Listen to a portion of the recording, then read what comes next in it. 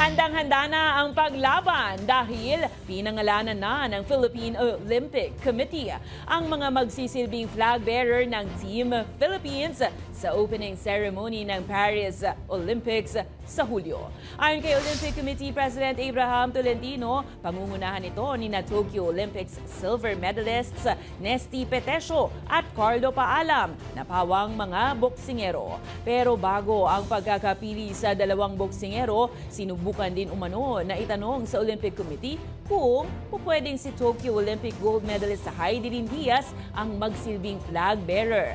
Ngunit ayon po sa komite, manlalaro ng kakatawan ng isang bansa sa paparating na Summer Games ang siyang dapat maging flag bearer. Wala pa namang pahayag sina Petesio at Paalam sa pagkakapili sa kanila bilang flag bearer sa nalalapit na Paris Games.